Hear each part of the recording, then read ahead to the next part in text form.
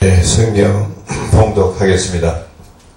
오늘 성경은 사도행전 21장부터 28절까지 모두를 봉독해야 되나? 그러나 한 절만 제가 봉독하겠습니다. 사도행전 23장 11절. 그날 밤에 주께서 바울 곁에 서서 이르시되 담대하라. 내가 예루살렘에서 나의 일을 증언한 것 같이 로마에서도 증언하여야 하리라 하시니라. 아멘. 여러분 안녕하십니까? 또 지난 한 주간도 주 안에서 잘 보낸 걸로 알겠습니다. 또 오늘 말씀도 주님 안에서 평안을 누리도록 바랍니다. 오늘은 바울의 선교 여행에 관한 말씀을 좀 올리도록 하겠습니다.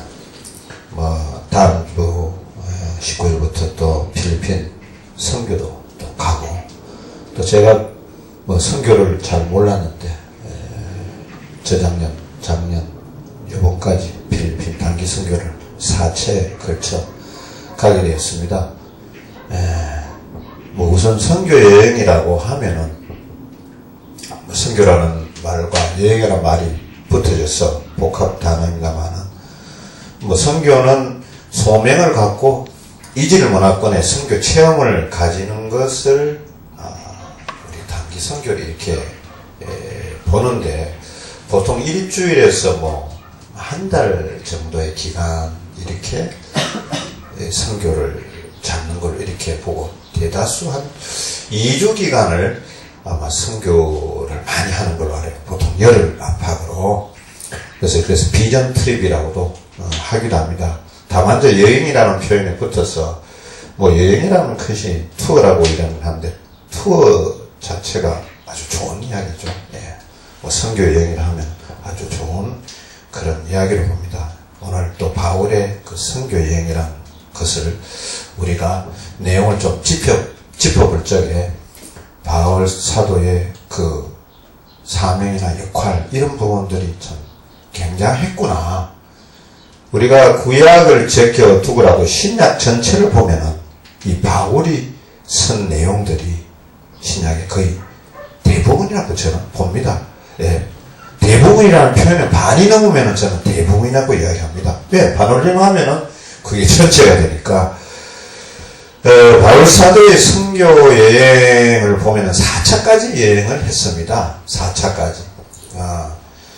성경에서 그 내용이 나와 있겠지만은, 그 첫 번째 1차 선교 여행은 바나바와 함께 구브루섬과 아시아 소지역, 소아시아 지역을 2차 순방하였던 것입니다. 그것은 기원 후 47년부터 48년까지 상황이었던 것입니다. 그 후 제2차 선교 여행은 그 다음 해에 기원 후 49년부터 52년까지 한 4년 정도 신라와 함께 아시아와 유럽을 전도하였던 것입니다. 그리고 이제 3차 선교 여행은 아시아와 에베소를 중심으로 유럽까지 확대하여 사역을 하였던 것입니다. 그 기간은 AD 53년부터 57년까지였던 것이고요.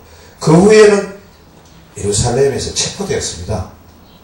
그때는 아마 이것이 또 소요라고 생각했던지도 모르겠습니다. 데모라고 생각했을는지 소요라고 생각했을는지는 모르지만은 그런 사항들이, 오늘날의 이런 사항들이나 별반 차이가 있겠습니까?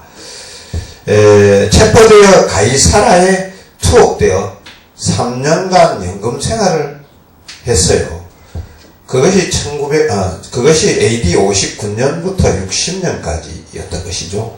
그리고 로마에 후송되어 1차 투옥 생활을 하다가 기원 후 63년에 다시 석방되었던 것입니다.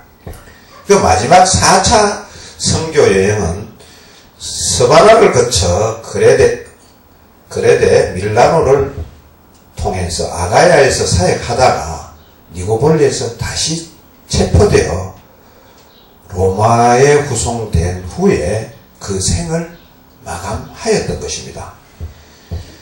예, 그런 사도 바울의 선교 여행의 근거가 사도행전 28장 30절, 31절에 보면은 이런 내용이 나옵니다. 예, 자기가 셋집에 살았다는 거, 선교 여행을 갔기 때문에, 그리고 이제 하나님 나라 전파했다는 거, 주 예수 그리스도에 관한 것을 담대하게 거침없이 가르쳤다는 그 내용이 사도행전 28장 30절, 31절 내용입니다. 30절을 보면은 바울이 온 이태를 자기 셋집에 머물면서 자기에게 오는 사람을 다 영접하고, 또 31절은 하나님의 나라를 전파하며 주 예수 그리스도에 관한 모든 것을 담대하게 거침없이 가르치더라 라는 내용입니다. 이것은 감옥 생활을 하다가 다시 나와서 또 이 선교 사역을 하다가 또 감옥에 들어가고 또 돌아가시고, 이런 부분들에 이 반복된 선교, 이런 것들을 이제 내용을 볼 수 있잖아요. 디모데후서 및 목회서신서를 보면 바울은 1차 강금 후 풀려나서 한 차례 더 광범위한 순회 선교 사역을 행한 후 다시 투옥된 사실이 제시되어 있어요.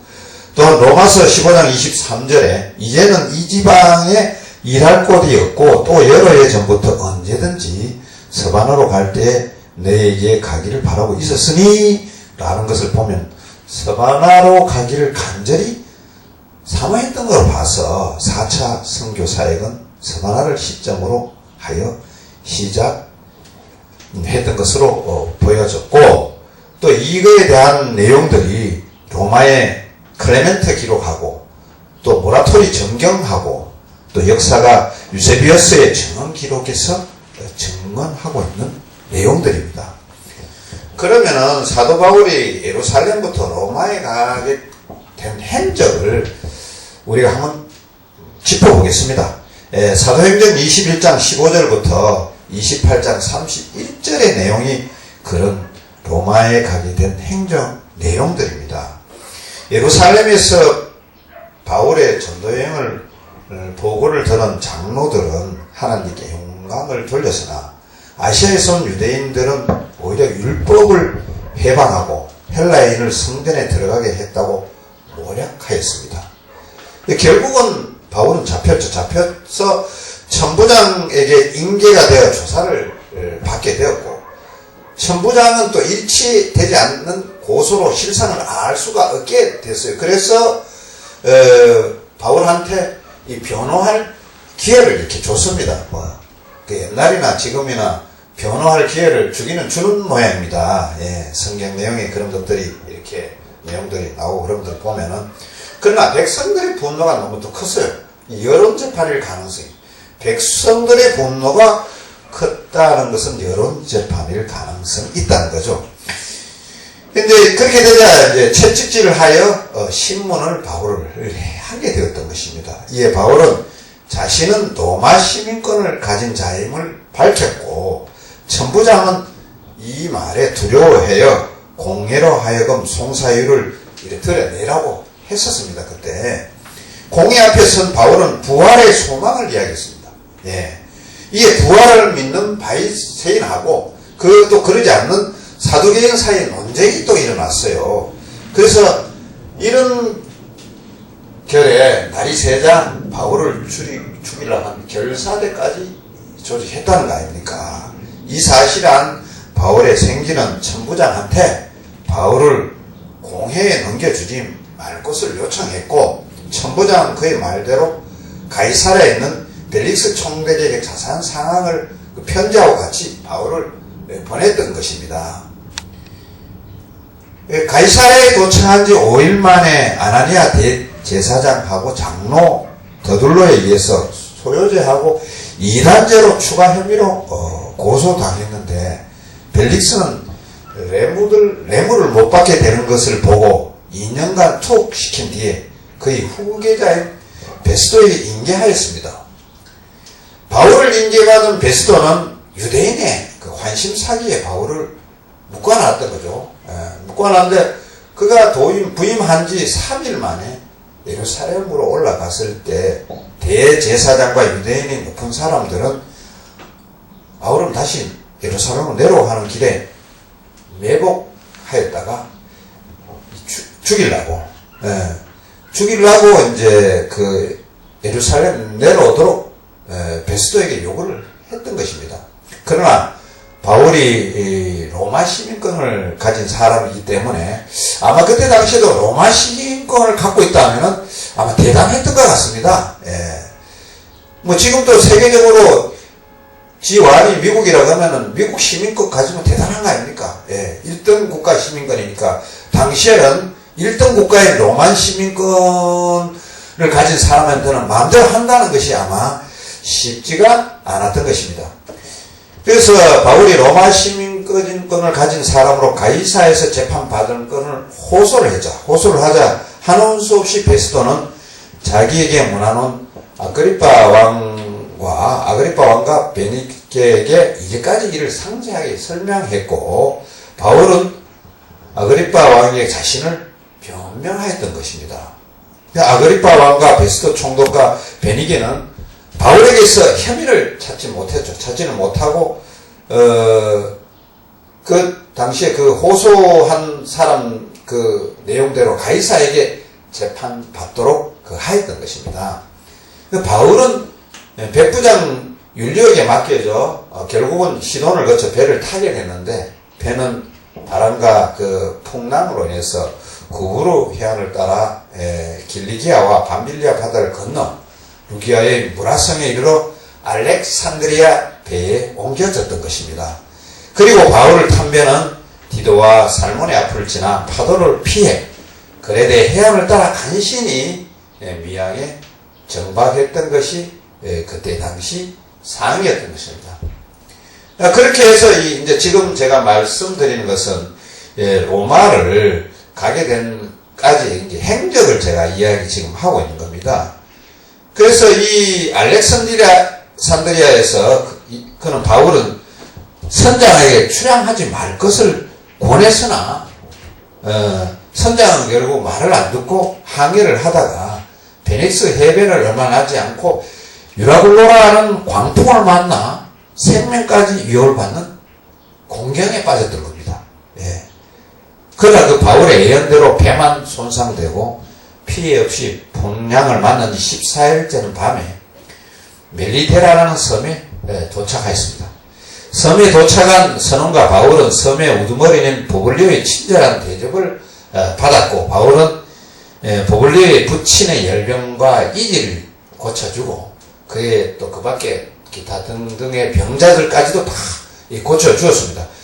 그리고 3개월쯤 거기서 있던 후에 다시 배를 타고 기온을 거쳐 보디오에 도착한 후 그 후에 7일을 지나고 마침내 로마에 도착하였던 것입니다.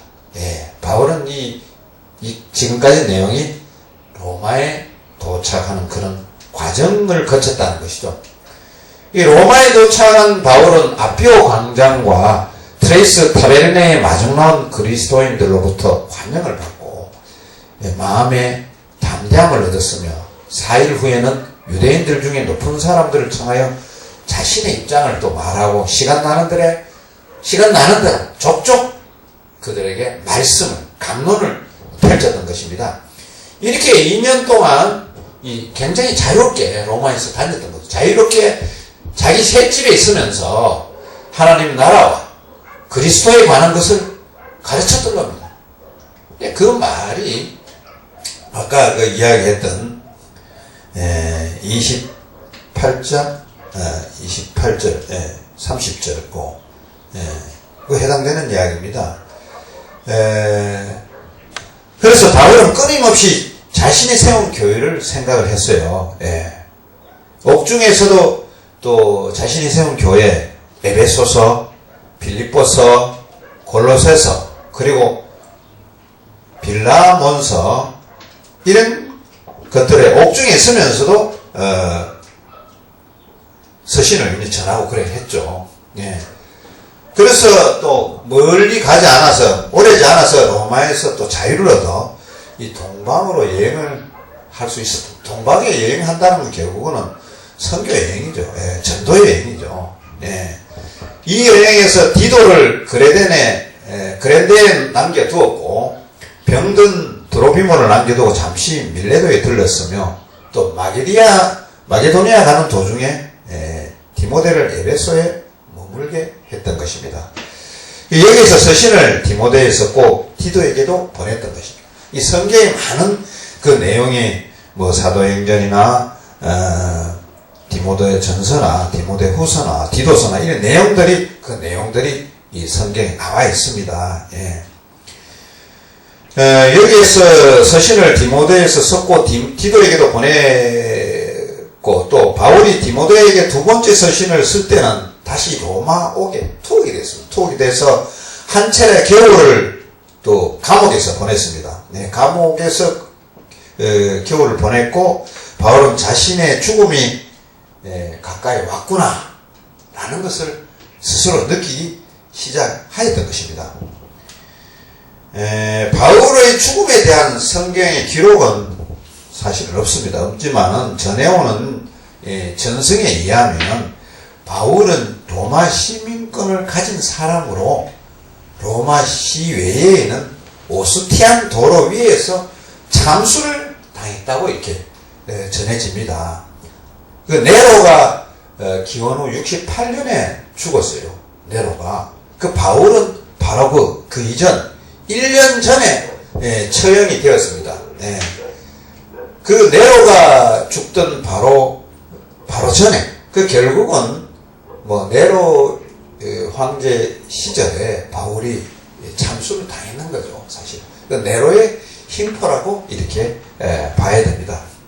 여기서 우리는 전도자 바울의 성교에 대한, 또 말씀에 대한 이런 거, 결심과 각오가, 그 예수님께서는 뭐라고 이야기하느냐면 나의 도구라고 공식적으로 선포했지 않습니까? 공식적으로 나의 도구라고 선포한 내용과 그 사실과 일치한다는 거죠. 예. 우리는 한 사람의 숭고한 결심이 있기까지 이미 놀라우신 하나님의 섭리, 또 인도하심이 늘 함께하고 있다는 것을 알아야 합니다. 하나님의 뜻을 깨닫고 그대로 따르는 제자의 믿음이 얼마나 중요한가를, 얼마나 귀한가를, 성경 말씀을 우리가 배우고 익히고 바른 복음, 바른 성경을 알아야 되는 것이 얼마나 정말로 중요하다는 것을 다시 한번 깨닫게 하는 것입니다. 우리들의 신앙생활 속에서 이런 옳은 성경, 바른 복음, 믿음이 그대로 적용되어야 되고 그대로 생활에 실천되어야 되는 자세를 가져야 된다는 것이 너무나 중요한 것입니다. 예수님은 사도 바울이 멀리 이방인에게로, 또 임금들에게와 이스라엘 백성에게 뭐 이런 이제 말을 쓰면서 예수님의 복음과 하늘나라를 증언하는 증인임의 주님의 도구로 사용하셨다고 하였어요. 이 바울을. 사도행전 26장에서 바울은 베스도 총독과 아그리파 왕 앞에서 예수님의 죽음과 부활을 증거하고 또 자기의 회심을 자세히 설명하였습니다. 그러니까 베스도 총독은 너가 미쳤더라. 너가 많은 학문이 너를 미치게 했구나. 이렇게 이야기했어요. 총독이. 바울은 베스도를 향해서 또 이야기했어요. 내가 미친 것이 아닙니다. 참되고 정신 차린 말을 하고 하나이다. 라고 답변했어요. 또 바울은 아그리파 왕한테서 왕은 선지자를 믿으시나이까? 라고 물었습니다. 왕은 바울에게 너가 적은 말로 나를 권하여 그리스도인이 되게 하는도다. 라고 하면서 나무랐던 것이죠. 바울은 왕에게 말이 적으나 많으나 당신뿐 아니라 오늘 내 말을 듣는 모든 사람도 다 이렇게 결박한 것 외에는 나와 같이 되기를 원하노라 라고 말씀했던 것입니다. 바울은 진실한 마음으로 호소한 것입니다. 바울은 자신을 핍박하고 정죄하는 무리들의 영혼을 위하여 간절한 마음으로 기도하였던 것입니다. 이 간절한 마음으로 선포하고 기도하고 이렇게 이런 마음을 전달한 자가 바로 바울입니다. 결국은 하나님이 응답하신 것입니다. 오늘 제가 이 말씀을 전하는 것은 며칠 남은 뒤에 우리가 필리핀 단기 선교를 앞두고 있습니다. 저를 포함해서 많은 선교팀이 경외한 자세로 선교 사역을 하고 현장 선교의 목적이 달성되는데 보다 큰 목적이 있습니다. 그래서 포부를 가지고 선교가 승리하는 그런 선교가 되기를 저는 정말 진정으로 원합니다. 그래서 이런 전도여행이 잘 되어 우리가 앞으로도 우리 하나님의 바른 보고 또 하나님의 말씀 이런 것들 사역을 감당하는 목회자 되기를 원합니다. 그래서 오늘 이런 말씀을 전하게 되었던 것입니다. 찬양을 올려드리고 기도 드리도록 하겠습니다.